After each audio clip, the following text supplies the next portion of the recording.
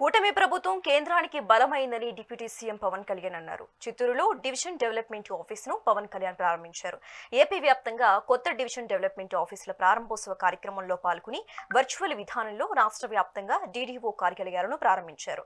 పంచాయతీరాజ్ గ్రామీణాభివృద్ధి సంస్కరణలో భాగంగా రాష్ట్రంలో 77 డీడీఓలో ఆఫీసులను ప్రారంభించామని, విస్తృతంగా ప్రజలకు సేవలందించడానికి డీడీఓ ఆఫీసులు ఉపయోగపడతాయన్నారు.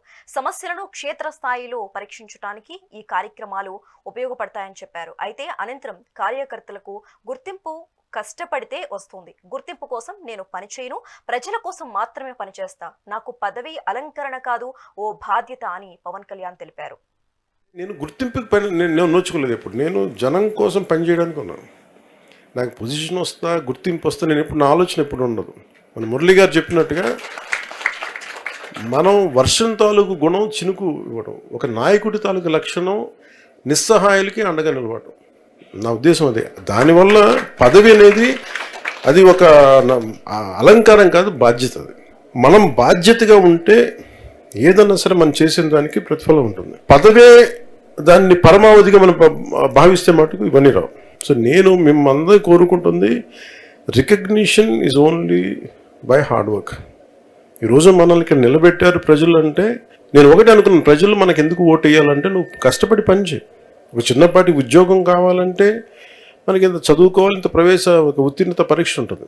అలాగే ఇన్ని కోట్ల మందికి సంబంధించిన జీవితాన్ని ఒక రాజకీయ నాయకుడిగా ఇంతమంది ప్రజా సమూహం ఒప్పుకోవాలంటే నువ్వు క్షేత్రంలో పని చేయకుండా నిలబడకుండా ప్రజలు ఎలా తీర్పిస్తారు, ప్రజలు నేను ఎలాగా అందలం ఎక్కిస్తారు. అందలు ఎక్కడం మనకి బాధ్యత తప్ప అది మనకి అలంకారం కాదు. అందుకని మిమ్మల్ని కూడా నేను వేడుకుంటుందని చాలా పదే నేను ఏం చెప్తానంటే, 15 సంవత్సరాలు ఉండాలి. ఎందుకు కోరుకుంటానంటే కూటమి ప్రభుత్వాన్ని, ఈ రాష్ట్రానికి అంత స్టెబిలిటీ అవసరం, అంత సుస్థిరత అవసరం.